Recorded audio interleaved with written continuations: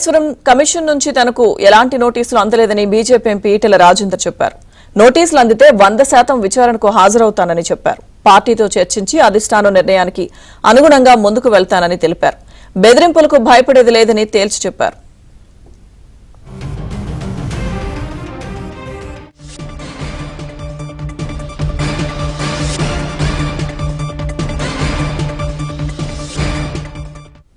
ఇక గతంలో కేసీఆర్ చేసిన తప్పే ఇప్పుడు రేవంత్ చేస్తున్నారంటున్న ఈటెల రాజేందర్తో మా ప్రతినిధి రాజేష్ ఫేస్ టు ఫేస్.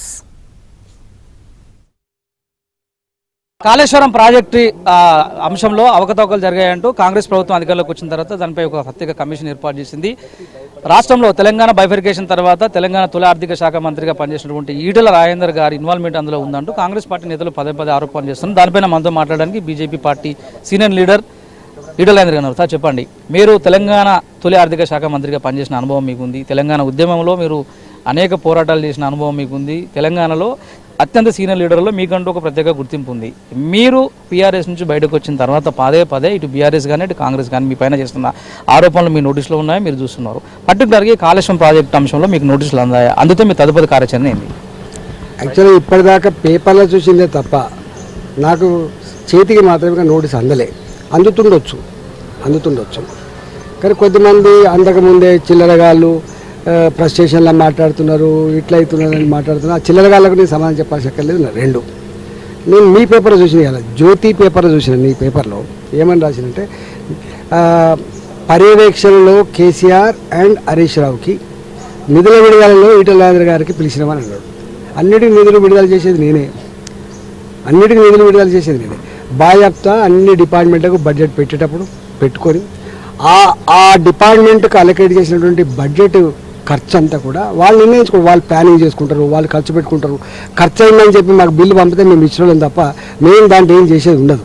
అయినా ఈ బిజినెస్ రూల్స్ కానీ మంత్రివర్గ శాఖలు ఎట్లా పనిచేస్తాయో అనుభవించడం తెలుస్తుంది. ఉత్తగా కత్తి కాదు నెత్తి కాదు ఏం తెలుస్తుంది. కానీ 100% దీని మీద సందర్భం వచ్చినప్పుడు నా పార్టీతో పర్మిషన్ అడిగి దీని మీద సంపూర్ణంగా ప్రెస్ మీట్ పెట్టే ప్రయత్నం తప్పుడు చేస్తాం. సార్, మీరు టీఆర్ఎస్ నుంచి బయటకు వచ్చే సందర్భంలో దేవరాంజల భూముల మీద మీ మీద ఆరోజు చేసినటువంటి అలిగేషన్ బీఆర్ఎస్ పార్టీ నుంచి 2 రోజుల పాటు నేను మీ ఇంట్లో ఇక్కడే ఉండి ఇదే ఆంధ్రజ్యోతి నుంచి నేను వార్తలు కవర్ చేసిన. ఈ మాట మీకు ఎందుకు చెప్తున్నాను అంటే ఇవాళ మీ మీద వచ్చినటువంటి ఆరోపణల పట్ల ఈటెల రాజేందర్ భయపడుతున్నారు, తప్పించుకు తిరుగుతున్నారు అంటూ కాంగ్రెస్ పార్టీ మంత్రులు పదే ఆరోపణలు చేస్తున్నారు. ఆ చిల్లరగాళ్ళ గురించి నేను మాట్లాడాను. కానీ నేను ఒక్క మాట మాత్రం అడుగుతున్నాను. నేను 96లో కొనుక్కున్నా. ఎప్పుడు దేవరంజాల్లో కొనుక్కున్న 6 ఎకరాల 30 గుంటల భూమి 96లో కొనుక్కున్నాను నేను. 2004లోనో 2005లోనో అది దేవాలయ భూమి అని చెప్పి వాళ్ళు రికార్డు రాసుకున్నారు. వాళ్ళు రాసుకున్నారు. నేను కొనుక్కున్నాడు, బాధ్యత కొనుక్కున్నా, దానికి రిజిస్ట్రేషన్ చేసుకున్నా, బ్యాంకులు తీసుకుపోయినా, లోన్ పెట్టుకున్నా, అంత అయిపోయింది. గోడలు కట్టుకున్నా, అంత అయిపోయింది. మరి ఇదే కేసీఆర్ గారు కలెక్టర్ల కమిటీలు వేసి ఇన్ని రోజుల పాటు దాన్ని సర్వే చేసి దాన్ని రిపోర్ట్ తెచ్చుకొని భయపెట్టించి ఖాళీ చేయించే ఏర్పాటు చేసింది తప్ప ఎందుకు ఆక్రమించుకోలేకపోయిండ్రు? నేను ఎమ్మెల్యే అయిన తర్వాత కూడా 3 ఏళ్ళు ముఖ్యమంత్రిగా కొనసాగిన వ్యక్తి కేసీఆర్ కదా. మరి ఎందుకు అది తీసుకోలేకపోయింది చెప్పండి? ఎక్కడికింత నచ్చేయలేకపోయిండు? ఒక్క కేసు కూడా పెట్టలేకపోయిండు నా మీద. ఎందుకు నన్ను జైల్లో పెట్టలేకపోయిండు? దాన్ని బట్టి మీకు అర్థం కాదంటే పచ్చి దుర్మార్గమైనటువంటి నిరంకుశపు పద్ధతులు తప్ప కేవలం రాజకీయ పరమైనటువంటి దురుద్దేశంతో చేస్తున్నాయి తప్ప ఇంకేం లేదు. నేను ఇప్పటికీ అంటున్నా, నీకు దమ్ము ఉంటుంది అంటున్నాను రేవంత్ రెడ్డి. ఏ కేసీఆర్ అయితే 6 ఎకరాల 20 గుంటల భూమికి సంబంధించిన జరుగుతున్నప్పుడు రేవంత్ రెడ్డి కూడా వచ్చింది ఈ ఊరికి.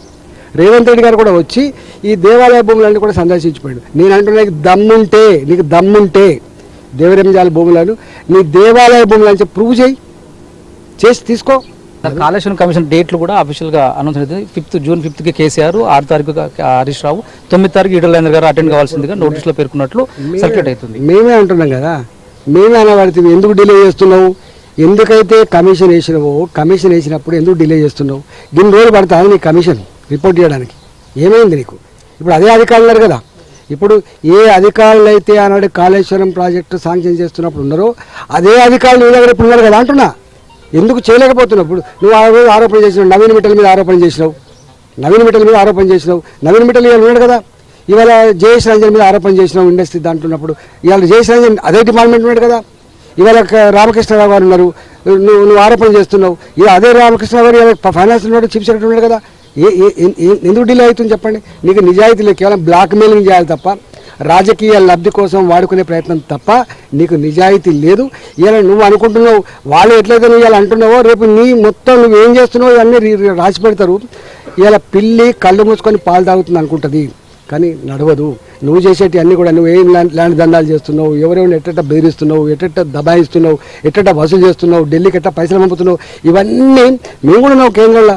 అన్నిటికన్నీ మా దగ్గర కూడా రిపోర్ట్ ఉంటుంది.